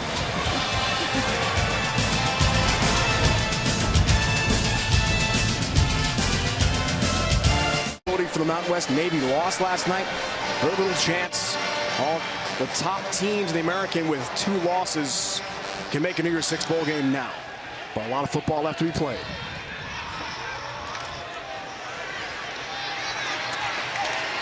Mike Boone on the return. So strong. Back to Brent Stover in New York. An update, Washington, Utah, that big showdown in the Pac-12. Brent, what's happening in that game? The Huskies come right back. Jake Browning is passed. Tipped up in the air, John Ross, the touchdown catch. His second of the day. Washington leads 21-17.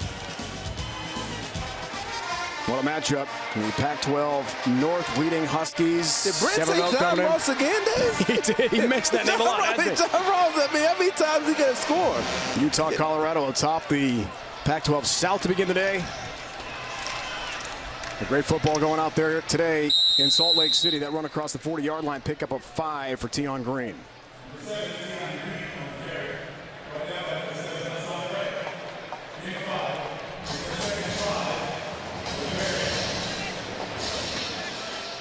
Bearcats in a huge hole, but a lot of time to go here.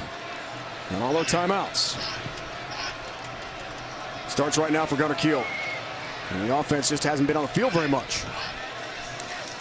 Second down. Kiel. Deep ball. And completed about the 20-yard line. Trying to get Geddes involved Thomas across the field. Yeah. Two freshmen from Pompano Beach, Florida. Only got 2 catches this year, Corey. Well, he threw the ball to a spot, and he's got to beat Nate L. Smith to that spot. And so I think it was a good throw by Kiel. I just thought that maybe the timing was a bit off in terms of how Geddes crossed the field, and that's why he couldn't get to it. Timeout called. Timeout. Temple.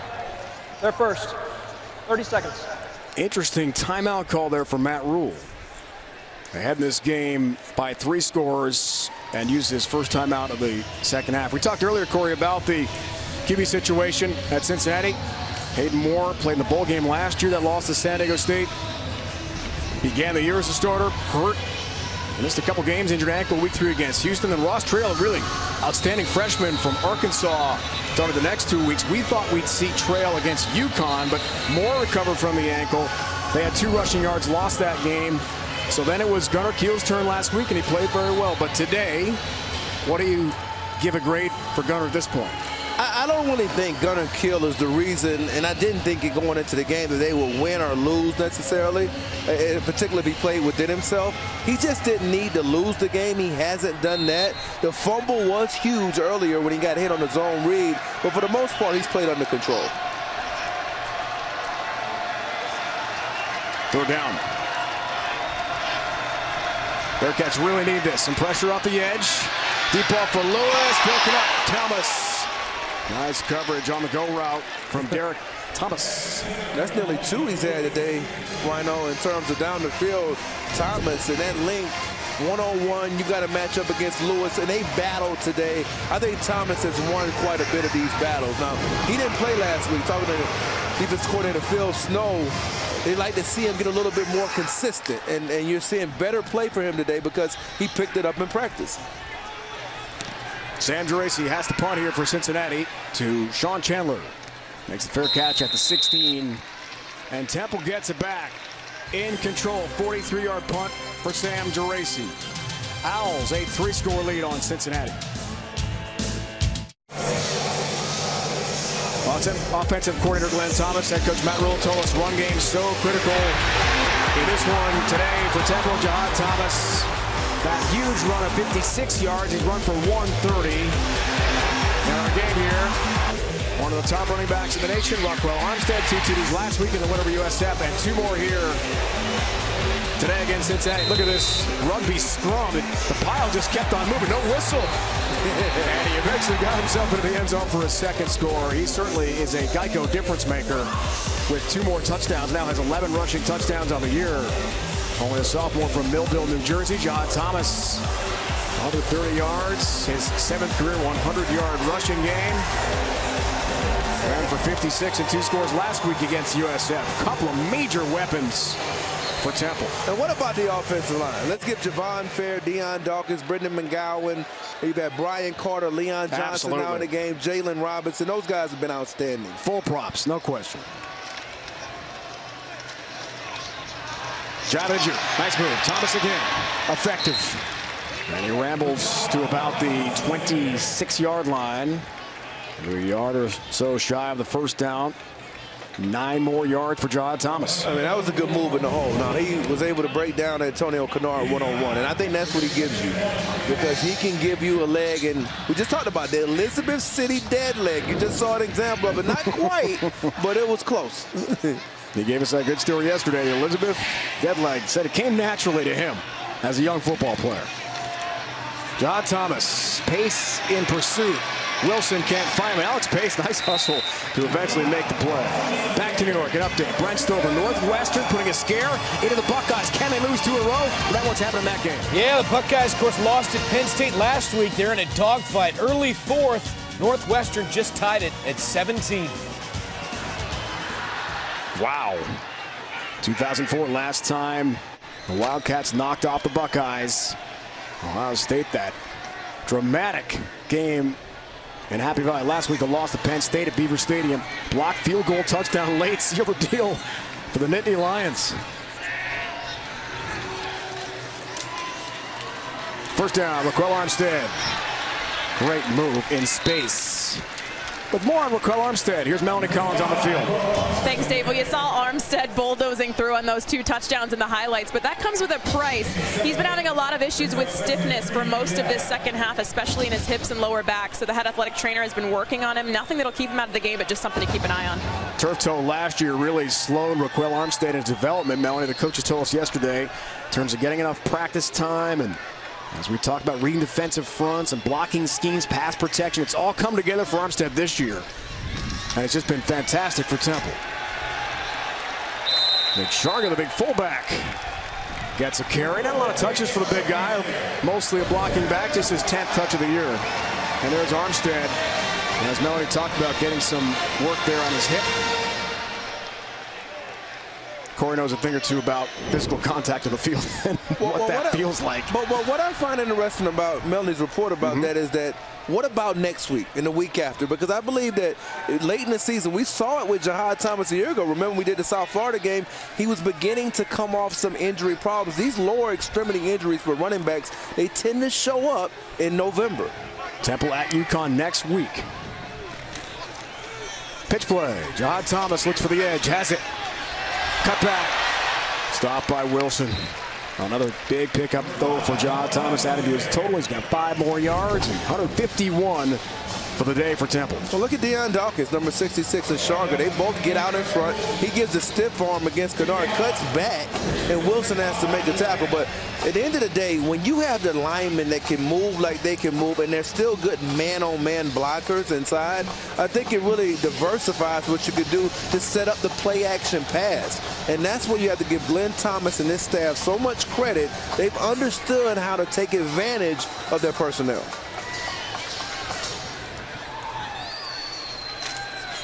Second and 5 here. Armstead stays busy. And Antonio Kennard goes head-to-head with Raquel Armstead. It's again a 2 there. First 3 games, about 100 rushing yards a game. Remember, they lost in this stadium on our air to Army to begin the season. Also an early season loss to Penn State. And since then, they've been red hot, more than 211 rushing yards a game. They've won 4 or 5 coming in. And in that span, 41.3 points a game in those wins. Lone loss to Memphis. Wins over Charlotte, SMU, UCF, USF, and it appears today against Cincinnati. Play fake for Philip Walker. Lujan in pursuit. And Walker's going to run it. And eventually knocked down at midfield. Good effort by Copeland on that play, but getting to your point about what has happened and how they've I mean, you and Melanie talked about it at the beginning of the game. You just talked about it again. There was a philosophy switch, in my opinion, after that Memphis game, because remember, Philip Walker throws a last-minute interception in that game, as we see him going off the field here. But anyway, he throws a last-minute interception in that game. They threw the ball for over 400 yards that night. And since that game, they decided to dial it back some against UCF, South Florida, and in this game, to really let him be, I would say, more of a compliment to their running game instead of putting the game on his shoulders completely as they did against Memphis. Starzik. Punting to Beard. And Braden Beard watches that roll to about the 11-yard line. So Cincinnati gets it back here, but they're down by 3 scores. Gunnar Kiel and the offense need a rally in a hurry against Hassan Reddick and the Temple defense. Parkway, city skyline of Philadelphia. Getting set. Well, final moments here, fourth quarter. So 6:40 to go. Corey on the field for the entire game. I know you've seen some very physical, hard-hitting play down there. You're happy about that. I missed you up here. More food for you. It's not the same. Hey, I know we can't fist bump. We can't hug during the game. But you can eat. Always. Regardless of where you are, that happens up here. No it's just more food for you. First down here for Cincinnati. In a big hole. But I want to get back to the point about how hard hitting this game has been. Yeah. What have you seen down there? What are impressions of the athletes we've seen today? Well, I thought you said it best early with the Jared Folks hit, and then we were talking about Avery, who made the forced fumble. At the end of the day, these guys have all come to hit on both sides. But I think Temple in the second half have really began on the offensive line to move the ball in terms of the line of scrimmage. Mike Boone on the carry. Bottle up, short game. Back to the studio. SEC East showdown in Jacksonville, Florida, Georgia. Brent Stover, what's happening in that game? Dave, it's over on CBS, and Antonio Callaway off the right side of the 4-yard touchdown run. Fourth quarter, Gators leading the Dogs 21-10. Boy, Florida put up so many points. Jim McElwain taking over last couple years. And last 5 wins overall. Regardless of the head coach, a lot of points for the Gators against UGA. 3rd and 8. Where's Hassan Reddick at? We still haven't heard him in terms of the sack total get going. Bottom of your screen there. Right on cue, some pressure. It's not Reddick on the sack. Praise Martin Aguique instead. Gets the Gunnar Kiel. But they kind of converge from both sides, though, right? I mean, you've got him bending underneath, and then Aguique comes from the other side. I think both of them do a really good job, but it's just too much power for Ryan Stout. And he used an arm under and up and under rip, and that just was too powerful for Stout to handle. Martin Aguique is a good pass rusher, too. Geraci from deep in his end zone, punting to Jihad Thomas. Fair caught at the 46. No first downs in the second half for Cincinnati. It's hard to believe. Well, you wondered when, or we wondered when that pass rush would get going. When you get into a situation where now you're backed up, it's 3rd and long, that's what they've been waiting on. That's what Phil Snow's been waiting on, and he only has to bring 4. He doesn't have to sit up and blitz and bring a number of different people. They bring 3 and 4, and those guys can get home. What's at stake? Well, USF beat Navy in the shootout last night in Tampa. Temple trying to go 4-1. They have tiebreakers over the Bulls and UCF. UCF lost today at Houston in a very close game. And Bearcats getting their first league win last week against East Carolina. About to go to 1-4 in conference. ECU did win today over UConn to get its first league victory, and at the same time break a 5-game losing streak. Congrats to Zay Jones, by the way. He's now number 2 all-time FBS history in career catches. He had 19 today for East Carolina.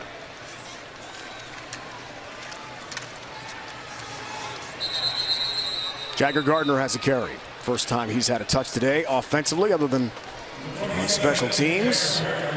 So Justin Hardy of East Carolina is the only player left between Zay Jones and the all-time FBS career reception record. What a career Zay has had. And both players from East Carolina. That's right, 2 Pirates. How about that? I think Scotty Montgomery's done a good job of mixing it up this year with Zay Jones. They play him outside the numbers. He works in the slot. He's been able to mix up and do some different things along the way. Carter stays busy on this drive. And knocked down inside the 45. Hit there by Perry Young. He's had a career day. Started the first half with Kennard out due to that suspension. Young has got 11 tackles. And he's played fast, downhill, only 210 pounds. But you would think he's 240. The way he's come downhill and made some key one-on-one stops. And that time filled in the hole, and Jagger Gardner leaves the field after the hit. So Young getting it done.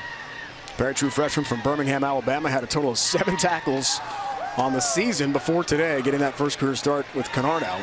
And here's Hood. He's getting his reps now. He's always on the kickoff team, number 24. Now he's getting his chance to run the ball. Makes a move. David Hood got some quickness. They've got 4 really talented running backs at Temple. Now, because Armstead has elevated his game, as we talked about, Melanie has added as well as an injured Bearcat here. Gain of 5 for Hood.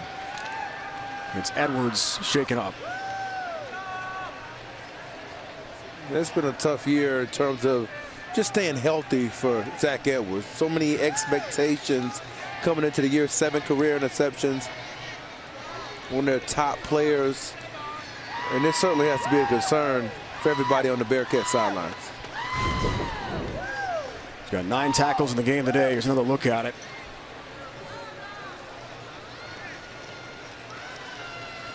The left knee of David Hood right into the helmet of Zach Edwards. We hope he's all right. You can see a lot of players, they understand the seriousness of it. They're all taking a knee. And you can see when the team responds like this to a player of his importance, what type of leader he really is in these moments. Temple players, a lot of respect there as well. He is up and jogging off under his own power. Great to see Zach Edwards get to the Cincinnati bench. Tremendous career. He's got more than 11 tackles for loss. His career top among active players coming into the game here today.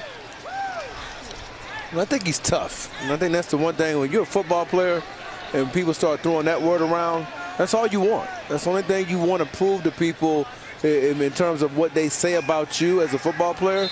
Are you tough? And I think he definitely fits the bill. So 4th down.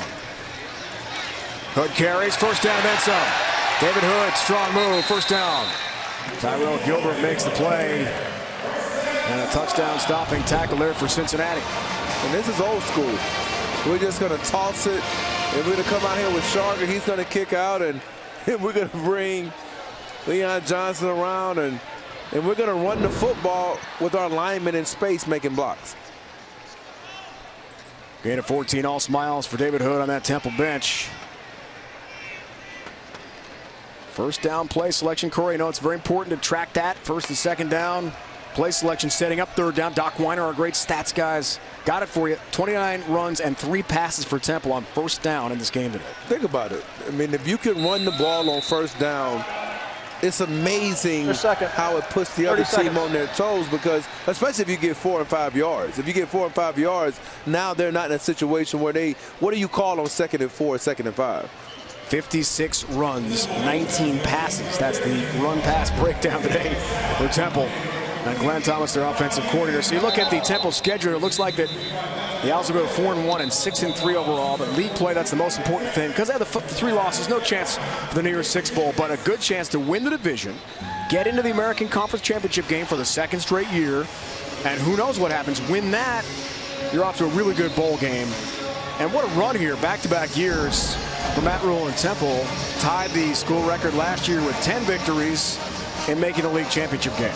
Well, you know, at this point, if nothing else, you're going to another ball game. I know some people say that doesn't matter. I think it's a big deal. And in these games, you're able to get players into the football game that don't normally play. Timeout call again. Logan Marchie's into the game here to take over for Philip Walker. And Matt Rule told us yesterday, Corey, it's a great point you made about the bowl games. In 2014, after they had a late win, they lost 3 of the last 4 games, won 6, but did not get a bowl invite. The American Conference expanded the bowl roster. That won't happen again. For them, 10 wins last year. The victor of Penn State, the first time since the 1940s. A sold-out house here against Notre Dame and a near win. What a great year it was for them. I said it was yesterday, getting that 6th win is enormous. It shows that we've arrived, that we're consistently going to be a conference championship contender and a bowl team. And when we talked to him even further, Dave, he talked about how being a recruiting coordinator, you know, did so much for how you develop a program and understanding it. Guarding the ball carrier this time. I mean, you think about, he was talking about how sometimes just knowing the NCAA rules, the infrastructure of having to talk to different people within the program. And he talked about, I did it for Al Golden. You know, I mean, I learned how to interface with the campus community. And I think all of that is a big part of why a lot of times you talk about culture change and how has the culture changed. Well, that's a real culture change. When you learn how, from being a recruiting coordinator, how to transform that and evaluate talent as a head coach, it helps your program develop.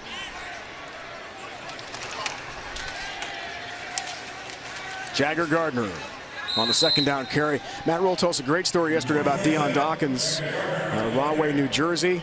Dion's tape from his military prep school was, to say the least, underwhelming for Matt Rule. Didn't think he really had good high school tape. Went to his house, said, Dion, we like you. You're athletic. You're a big guy, 6'5", 320.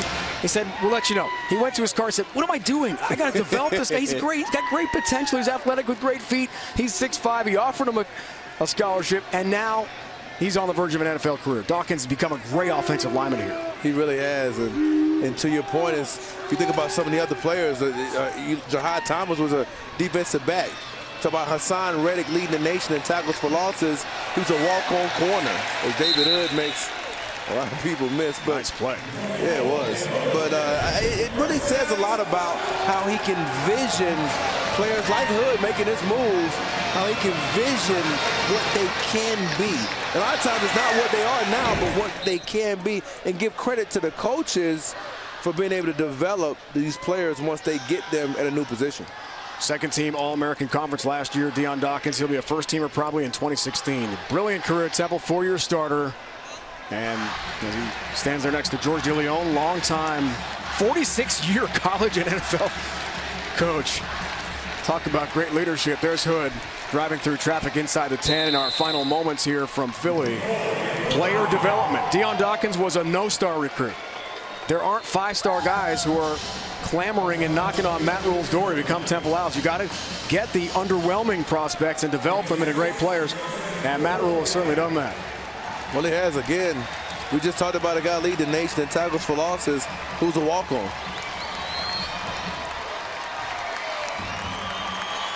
Matt Rule a little displeased there at the end with the offense, perhaps, but it's going to go down his way for Temple as he shakes hands with Tommy Tuberville, Cincinnati's head coach. It's a convincing 34-13 win for Temple. And for the first time ever, the Owls will go bowling in back-to-back years. What does that say about Temple and how far this program has come? There's a lot about Matt Rule, I'll tell you that, and everybody else associated on that staff.